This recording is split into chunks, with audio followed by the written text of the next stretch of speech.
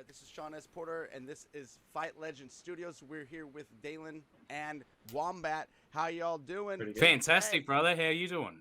Absolutely great. You know, we're just doing another dev update here, starting these weekly videos, keeping the whole community updated, and we wanted to just go down the weekly updates that the development team had out and see what's going on with the game. So first of all, let's talk about stages. We've released a couple stages here. Talk about those a little bit. One of them had been working on for a little bit longer, but they're both now released and finished.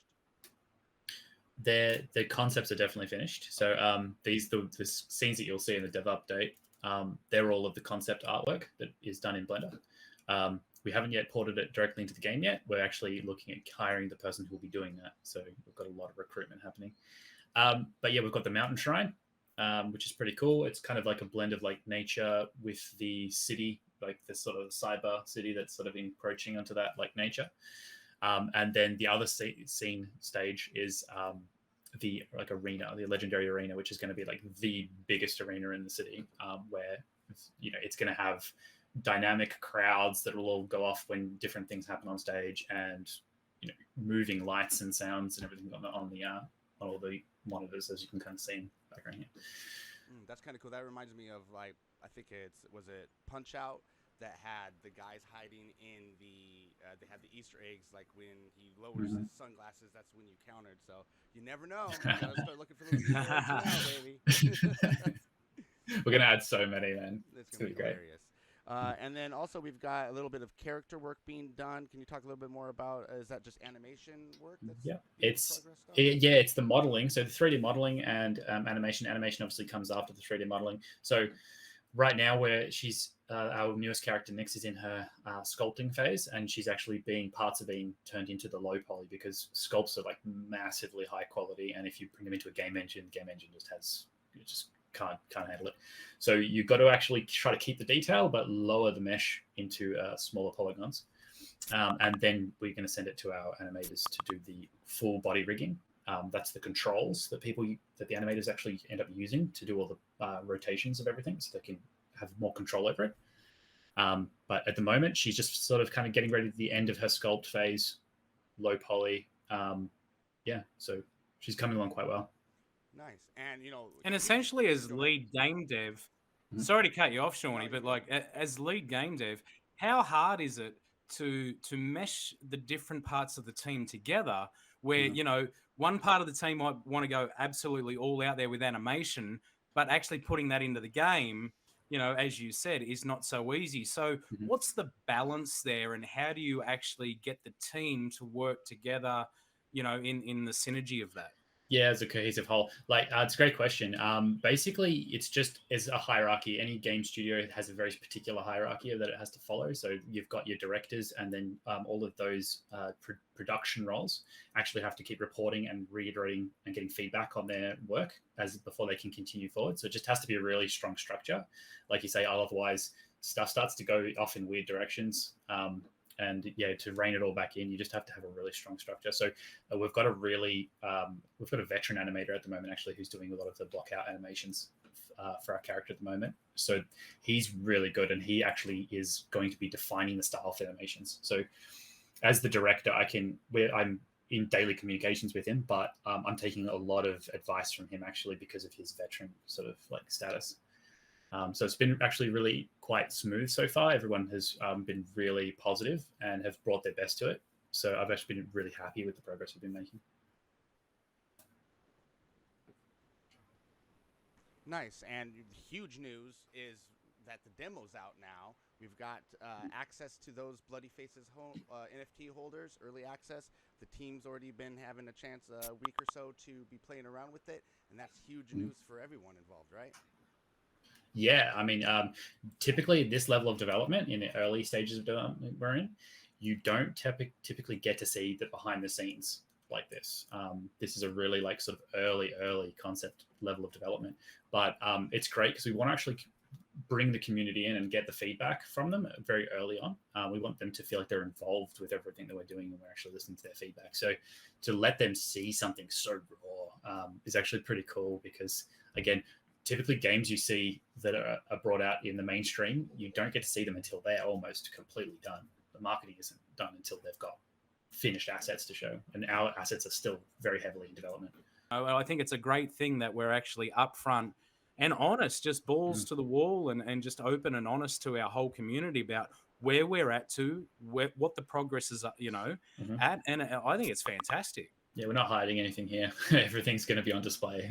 It's kind of, as a developer, it's kind of scary because it's like, don't get the wrong impression, but that's all what it's about. It's actually about showing them that so they can actually give us the feedback so we can start to push it in a different direction if we need to. It's kind of like having an open kitchen as a restaurateur or something, yeah, isn't it? Exactly. Yep. Yeah, the chef on display. Yeah, exactly. For all to see. And so what's do we have any updates as far as weekly, what we'll be seeing in the upcoming? What are you guys working on right now? Are you hoping to accomplish? Ooh. Okay, so right now, a lot of this week was actually spent on sort of support. So if there was anything wrong with the launcher, I was trying to like tweak it around and get feedback from people. And so, and that obviously is something that you don't have to deal with until much later on in a typical development. So that was an interesting little challenge. The other things are just going to be like quality of life stuff for the moment. We're actually looking at bringing on board a large Japanese community. So we've actually started to develop and integrate a language swapping system into the demo, even as it is, just so that the Japanese players can feel a bit more at home. So I was working on that this week, and just a lot more animations coming in from our animator, which I have to then go through and actually add as a move into the game and completely configure that move to how it functions, how it blends into the next animation, things like that. So that's pretty much what I've personally been working on this week. The rest of my team's been doing a little bit more character concept design from our illustrators. We've been working on the trainer NFTs, but you'll probably cover that in a moment. Right. And just more stage design. We've got a special stage coming for our Bloody Faces early access holders. It's going to be kind of like exclusive to them only. Right. So there hasn't been much information on the trainer NFTs yet. We're just now in planning phases as far as that goes, correct? With the artwork, yeah, correct. It's basically we know roughly what we want to achieve with them, but it's really nailing that visual for them and having that really like interesting and intricate traits that can be completely randomized and having the complete unique set of trainers. So it's going to be, we're doing the sketches at the moment. And then we're going to be really looking at like poses, and we're just in this like creative phase where you can kind of just throw anything out there, and it's quite fun to do until you really have to confine it and start bringing it down to reality. Nice. And speaking of which, when someone comes to you, because obviously, when the game's in development, you can throw out a million ideas. Mm-hmm. But when someone has an idea, is it kind of like, what goes through your head? Is it like, yeah, that's a good idea, but like there's 17,000 things that I've got to go through to make that happen?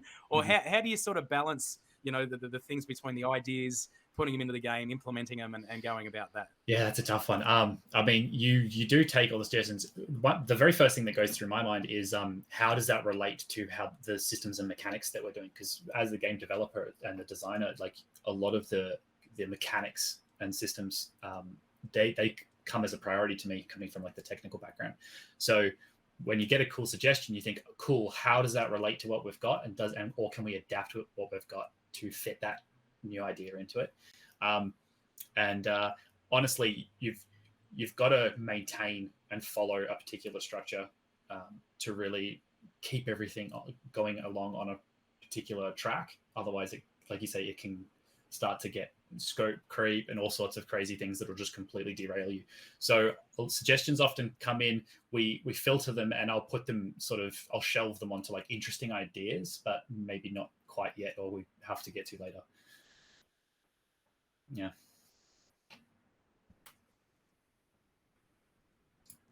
Cool. Well, hey, Wombat, did you have anything else you wanted to ask? Do we touching upon any of past gaming influences or anything like that? Well, 100%. I mean, what it all comes down to, while we're all here, is, I'm 41. So I was born in January 81. I went through the whole evolution of Atari 2600, Commodore 64, all the way through up to where we are today. What about yourself, Dealen? Like, what were your influences? What made you be here right now, building a Street Fighter-esque type game in the crypto space? That's a good one. I'm a little bit younger than you, so I wasn't there for that. Hey, ease up. But like, I still remember, like, Nintendo and Super Nintendo were like sort of my like real hardcore. Like, I was just getting to the age where I was like, I need to like play this. This is amazing. So things like Double Dragon or Battletoads, those games were absolutely amazing. Sort of that Streets of Rage.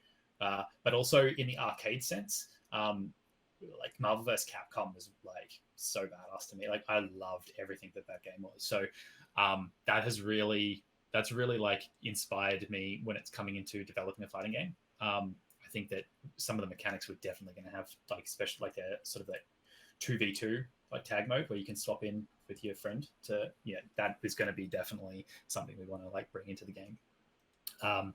But yeah, just that early retro sort of gaming space with the original Street Fighter, of course, being a big one. I remember even the first time I actually saw Street Fighter as an arcade machine was actually in a local corner fish and chip shop with my dad. I remember I think I ended up picking Ryu, and he picked on Bison. And obviously at that age, he was just able to like play around with me, and I was actually intimidated by the character of Bison. I thought he was so evil and badass. So that was actually a really fun memory. But those are the kinds of things in games. If anybody's like, shout out to Battletoads and those kinds of things. I'd love to make a brawler game eventually one day, even if it's with our IP as like a secondary game. That'd be fantastic. Yeah. And what about crypto, mate? Like, what do you know about crypto in the NFT space and all those sort of things? And what are the traps that you're finding with maybe your lack of knowledge in the NFT space and all those sorts of things? And how are we bridging those gaps in the actual development? Yeah. So, I mean, I don't come from a strong crypto background. I've been in watching and monitoring Bitcoin and things since it first started kicking off, when the first mad lad bought a pizza with however many Bitcoin, and now you're crying because he could probably buy his own island in the Pacific or something, with the amount of coins he spent. No, integrating it with the game has been an interesting challenge. Like, coming up and figuring out the ideas behind NFTs. I was new to NFTs as well, in the sense when I came onto this project middle of last year, when we first sort of started designing the concept behind it. But we've adapted actually quite well. We brought on a full stack developer who had more experience with it than I did, and he's really been amazing. As Val, I don't know if you're going to be having an interview with him, but he's been really amazing with it. And it's really boosted my understanding of how it all works, and how then we can sort of gamify that by making all of the items in our game NFT, so that the player has complete ownership of that. So it's been an interesting expansion in like my understanding, but I definitely feel like we've kind of got our heads around it now, and we've got the advisors and things that have come from all over the space also to help us with it. So I feel confident that we've got the support as well that we need if we have any like crazy questions, or we approach any roadblock. I think we can surpass it. Fantastic. Well, mate, I'd love to have you at least once a fortnight. We're going to have someone from Game Dev every week. Definitely. So definitely having some people from your crew just to give us updates, maybe some of the animators, some of the illustrators, just to give us behind the scenes and give our community a little sneak peek behind the curtain, which is what we love to do. We've got nothing to hide here, so it's just great getting our community involved. And if our community has any questions for our game development team or anything like that, make sure you drop us a comment or something like that. Don't forget to subscribe and like and all that fancy stuff for the algorithms that they love. Shawny, I'll throw it over to you, mate. But thanks so much, Dealen, for coming on. And we can't wait to catch up with you again, brother. Yeah, hell yeah. Looking forward to it. Yeah, absolutely, guys. Thank you so much, Dealen, for coming. We're going to see you next week. We're going to have Will Fagan on soon, regular updates from him, and there's a lot more to come from Fight Legends, so we'll see you around.